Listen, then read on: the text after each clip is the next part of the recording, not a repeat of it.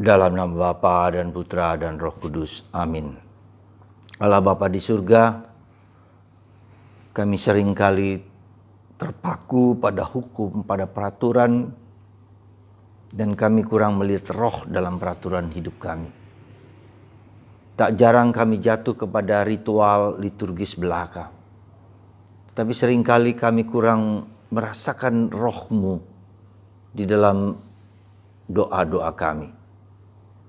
Bantu kami ya Tuhan supaya roh kami tumbuh berkembang sehingga dapat merasakan kehadiran-Mu, roh-Mu sendiri.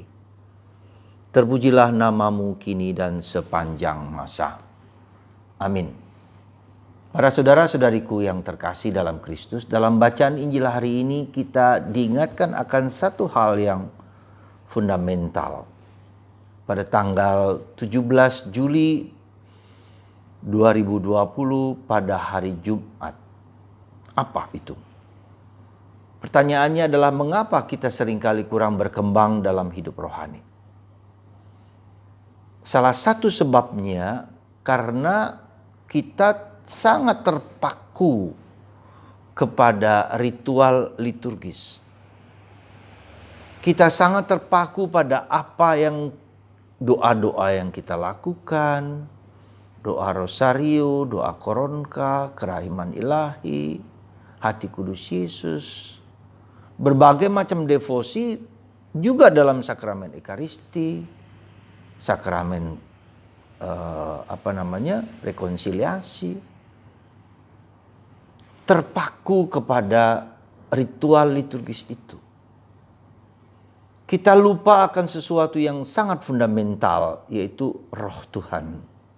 Maka Yesus hari ini berkata, yang ku kehendaki adalah belas kasihan, bukan korban persembahan. Artinya bukan apa terutama yang kita lakukan, kita mohonkan, kita puji, menyembah Tuhan. Bukan hanya itu, tetapi ada rohnya, ada keterlibatan batin, itu yang penting. Kita tahu bahwa korban yang paling diterima oleh Bapa adalah korban Kristus. Persembahan hidup Kristus, ya, penderitaan Yesus, kematian, disalib, wafat, dimakamkan, bangkit, mulia. Itu korban yang diterima oleh Bapa, yang kita rayakan dalam Ekaristi suci ini. Maka sebetulnya salah satu bagaimana caranya supaya kita tidak jatuh kepada ritual dan liturgis. Bahwa semua kegiatan-kegiatan rohani itu sangat bagus, sangat indah. Bukan pada banyaknya, sekali lagi. Bukan pada ritualnya, tetapi pada rohnya, pada jiwanya, pada semangatnya, pada kehadirannya. Maka ketika kita merayakan segala kegiatan, segala doa, apakah hatiku terlibat atau tidak? Apakah ada keterlibatan batin dalam diriku ketika aku melaksanakan segala kegiatan-kegiatan itu? Atau sekedar jalan? Ya sudah. Karena itu yang diminta oleh gereja, diminta oleh Bapak Ibu kita jalani, kita ikuti, kita... Tidak, saudara. Dan itulah bahayanya yang terjadi ketika ritualisme dan liturgis itu dijalankan hanya sekedar dijalankan. Itu bahayanya. Tanpa personal relationship, tanpa relasi personal dengan Tuhan.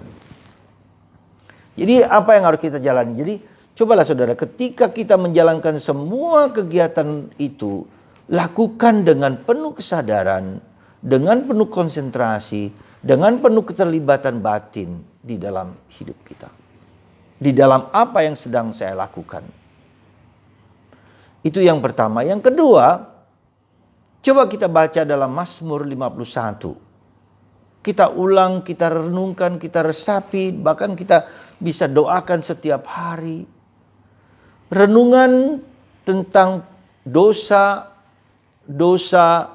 penyesalan, pertobatan Daud ketika dia berdosa mengambil istri orang lain dan bahkan menyuruh membunuh suami dari wanita itu, Betseba. Padahal dia sudah punya banyak istri. Tetapi mencari, mendapatkan, dan melakukan perbuatan curang dengan itu semua. Saudara, baca ulang. Bagaimana Daud mengungkapkan isi hatinya, aku telah berdosa terhadap surga dan terhadap bumi. Ya. Tuhan, kasianilah aku hambamu yang berdosa ini. Nah, baca Mazmur 51 itu dengan sungguh-sungguh dengan baik. Atau kemudian juga doa singkat ini Anda lakukan. Tuhan Yesus, kasianilah aku orang berdosa ini. Tuhan Yesus, kasianilah aku. Anda ulang berkali-kali. Ya. Mungkin 2 kali putaran rosario itu. Jadi rosario itu tidak Anda gunakan sebagai doa rosario Bapa kami salam hari. Tapi Tuhan Yesus, kasianilah aku orang berdosa. Terus Tuhan Yesus, kasianilah aku orang berdosa. 2 kali putaran. Ya, paling tidak 100 kali per hari. Anda sadari, Anda rasakan. Ya. Supaya tumbuh dalam diri kita Yesus yang hidup, Yesus yang berkuasa, Yesus yang merasakan kehadiran roh Yesus. Ya. Itu yang kedua. Yang ketiga, ketika Anda ada salib, ada patung, ada gambar Yesus tersalib.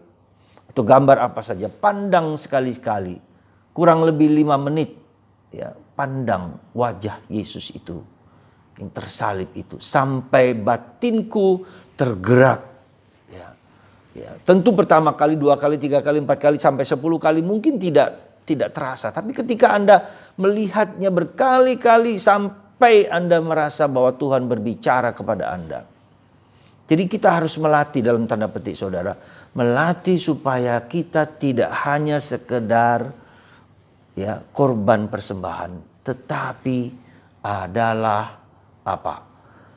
Belas kasihan Tuhan. Nah, contoh bacaan pertama hari ini. Raja Hizkia sakit. Dan dikatakan dia akan meninggal. Tapi dia menangis. Berdoa kepada Tuhan. Tuhan, hambamu ini telah melakukan yang terbaik. Yang bisa hamba lakukan. Dia menangis. Menyesal kepada Tuhan. Dengan sungguh-sungguh. Dan Tuhan mendengarkan permintaan Hizkia. Lalu meminta kepada Yesaya bahwa lihat hambamu Hizkia itu, hambaku Hizkia itu yang merendahkan diri, yang berdoa, yang menangis. Tuhan mengatakan, aku mendengarkan tangisan air matamu. Lalu Tuhan mengubah. 15 tahun lagi kamu tidak akan mati. Ya. Tuhan sungguh memperhatikan doa orang yang remuk redam hatinya. Itulah kenapa seringkali doa kita tidak dikabulkan, karena kita tidak berdoa dengan remuk redam, dengan hati yang remuk redam seperti Mazmur 51, seperti Raja Hizkia itu. Bukan korban persembahan, bukan banyaknya kita doa-doa kepada Tuhan, tetapi kualitas doa kita. Yaitu kualitas hati yang remuk redam, takkan kau tolak ya Tuhan. Saudaraku yang terkasih dalam Kristus. Jujur kalau saya katakan, meskipun sulit dan berat, apa yang terjadi? Ketika kita menderita, ketika kita mengalami problem, ketika kita mengalami sengsara, nestapa, ketika kita mengalami salib, mengalami problem kehidupan, itu sebetulnya ingin membuat hati kita itu remuk redam, membuat hati kita itu sungguh-sungguh berdoa gitu loh. Karena aku merasa bahwa aku sungguh-sungguh berdosa, aku sungguh mohon bantuan Tuhan, sungguh-sungguh memberikan seluruh diriku kepada Tuhan. Saudara, mari. Hati yang remuk redam takkan kau tolak ya Allah.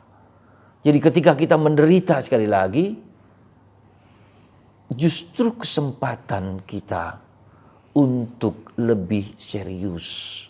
Menggunakan hati, menggunakan keterlibatan hati, pikiran dan seluruhnya untuk datang kepada Tuhan. Kita rindu supaya Tuhan bekerja, bukan aku yang menguasai Tuhan, tetapi Tuhan yang menguasai aku. Saudara, mari kita latih hal-hal kecil ini. Pertama, pandanglah salib Yesus. Sampai Yesus mengasihani setiap hari. Kalau bisa 5 menit, 2-3 menit, pandang terus. Kemudian bacalah Mazmur 51. Ya. Mazmur 51 dengan penuh iman. Dan ketika kita menjalankan kegiatan rohani, perhatikan, hatiku tergerakkah? Hatiku terlibatkah? Atau hanya sekedar ikut-ikutan? Atau sekedar rutin belaka? Dan bahayanya itulah. Sehingga kita tidak tumbuh dan berkembang dalam hidup rohani kita. Semoga hidup kita tumbuh berkembang dalam hidup rohani. Dan Tuhan memberikan rahmat berlimpah kepada kita semua. Semoga, amin. Bapa, Putra, dan Roh Kudus, amin. Allah di surga, terima kasih Engkau telah menyadarkan kami akan panggilan kami untuk mendengarkan Engkau lebih dalam lagi. Untuk membuat kami terlibat dalam pikiran, dalam perkataan, dalam tindakan kami. Ketika kami sedang berdoa. Ketika kami sedang mendoakan orang lain. Supaya hati kami dilibatkan. Tidak hanya sekedar rutin ritual liturgis belaka. Tetapi berdoa dengan hati yang sungguh-sungguh menangis di hadapan Tuhan. Semoga Engkau menguatkan dan memperkembangkan iman kami. Dalam nama Bapa dan Putra dan Roh Kudus. Amin.